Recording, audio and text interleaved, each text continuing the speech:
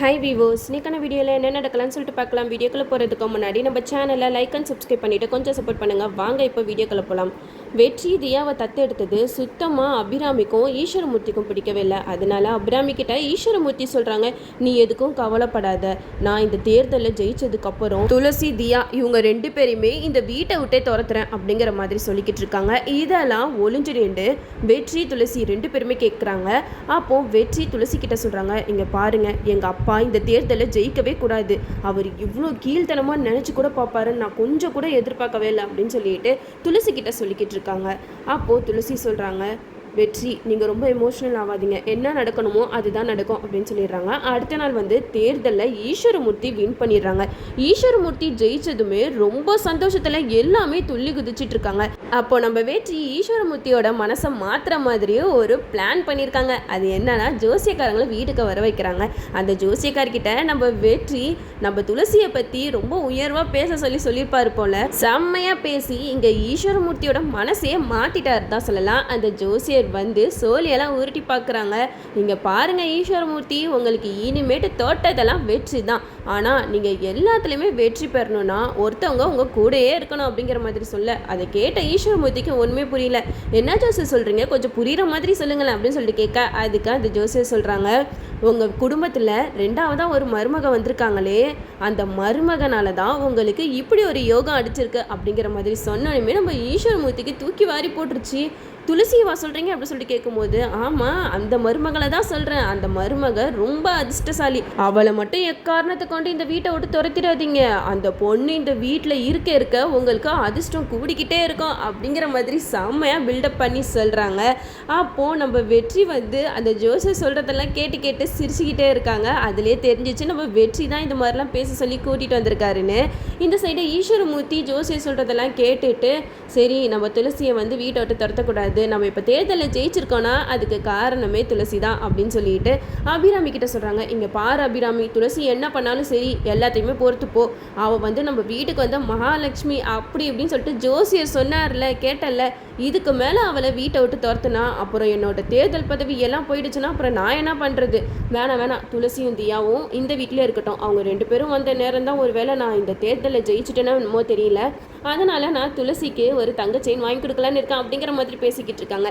இதெல்லாம் கேட்டுட்டு அபிராமிக்கு அப்படியே மூஞ்சி தொங்கி போயிடுச்சு. சி, என்னது இது, இப்படி மாற்றி பேசுகிறாரு, துளசியை வீட்டை விட்டு துரத்திடுவான் அப்படி இப்படின்னு பேசிகிட்டு இருந்தவர் இப்போ என்னன்னா அப்படியே பல்ட்டி அடிச்சிட்டாரு அப்படின்னு சொல்லிட்டு அபிராமி செம்ம கடுப்பில் இருக்காங்க. இந்த சைடு மீனாட்சி அதுக்கு மேலே, நான் எது நடக்கக்கூடாதுன்னு நினச்சேன்னா அது நடந்துருச்சே அப்படின்னு சொல்லிட்டு மீனாட்சி செம்ம கோவத்தில் இருக்காங்க. துளசி, இந்த வாட்டி வேணா நீ தப்பிச்சிருக்கலாம், ஆனால் அடுத்த தடவை கண்டிப்பாக என்கிட்ட இருந்து நீ தப்பிக்கவே முடியாது அப்படின்னு சொல்லிட்டு அங்கே மீனாட்சி மனசில் நினச்சிக்கிட்டு இருக்காங்க. இப்போ தான் வெற்றிக்கு ரொம்பவே சந்தோஷமாக இருக்குது. அப்பாடா, நம்ம இவ்வளோ நாளாக எதை சாதிக்கணும்னு நினச்சோமோ அதை சாதிச்சிட்டோம், எப்படியோ அப்பா கிட்ட ஜோசியரை வச்சு பொய் சொல்ல வச்சு துளசியை இந்த வீட்டில் இருக்க வச்சாச்சு, இனிமேட்டு துளசியை யாராவது இந்த வீட்டை விட்டு துரத்தணும்னு நினச்சாங்க அவ்வளவுதான் அப்படிங்கிற மாதிரி நம்ம வெற்றி ரொம்ப சந்தோஷத்தில் துளி குதிச்சிட்டு இருக்காங்க.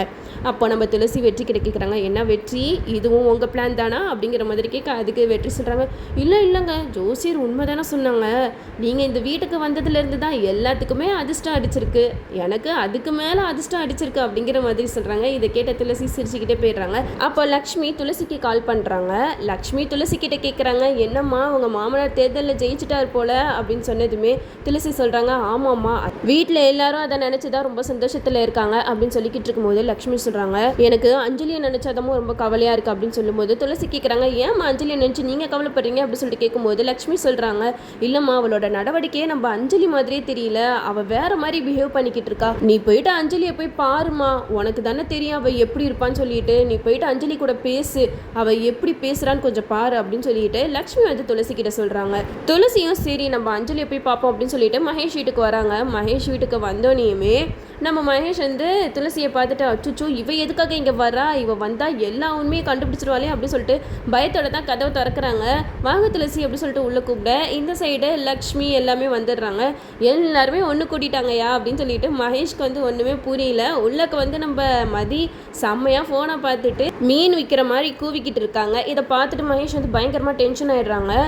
மதி என்ன பண்ணிக்கிட்டு இருக்க அப்படின்னு சொல்லிட்டு கேட்க, நான் மீனை விற்றுக்கிட்டு இருக்கேன், என்னோட தொழிலை நான் பார்க்க வேணாமா, என் தொழிலை தொழிலை நான் எப்படி விரும்பிக்கிட்டு இருந்தேன், ஆனால் என்னை அந்த தொழிலை விட்டுட்டு இப்படி நடிக்கிறதுக்கு நீ கூட்டிகிட்டு வந்துட்ட அப்படின்னு சொல்லிட்டு மதி வந்து மகேஷ் கிட்ட சொல்லிக்கிட்டு இருக்காங்க. அதுக்கு மகேஷ் சொல்கிறாங்க, சரி சரி அதெல்லாம் விடு, இப்போ உன்னை பார்க்குறதுக்காக அஞ்சலியோட அக்கா வந்திருக்காங்க அப்படின்னு சொன்னோன்னே நம்ம மதி வந்து கேட்குறாங்க, என்ன அஞ்சலியோட அக்காவா, அவங்க யார், அவங்களுக்கு கல்யாணம் ஆகிடுச்சா என்ன அப்படிங்கிற மாதிரி கேட்க அதுக்கு மகேஷ் சொல்கிறாங்க, அவங்களுக்கு கல்யாணம்லாம் ஆயிடுச்சு, இப்போது நீ தான் அஞ்சலியா அப்படின்ற ஒரு சந்தேகத்தில் தான் உன்னை பார்க்க வந்திருக்கா, அவகிட்ட நீ எப்படி பேசணுமோ அந்த மாதிரி பேசு அப்படின்னு சொல்லிட்டு மகேஷ் மதி கிட்ட சொல்கிறாங்க. இதெல்லாம் கேட்டுட்டு மதி வந்து, என்ன அஞ்சலியோட அக்கா கிட்ட நான் அஞ்சலி மாதிரியே நடிக்கணும், அவ்வளோதானே, பாரு எப்படி பின்னி எடுக்கிறேன் அப்படின்னு சொல்லிட்டு போகிறாங்க. மதி பண்ணுறதெல்லாம் பார்க்கும்போது செம்ம காமெடியாக இருக்கா. அது மட்டும் இல்லாமல் இவ்வளோ நாளாக நம்ம மகேஷ் வந்து எப்படியெல்லாம் பண்ணிக்கிட்டு இருந்தாங்க, ஆனால் இப்போ மதி கிட்ட அவங்களோட ஆட்டோ செல்லவே செல்லாத அந்த அளவுக்கு மதி வந்து மகேஷை பாடாப்படுத்திட்டு இருக்காங்க.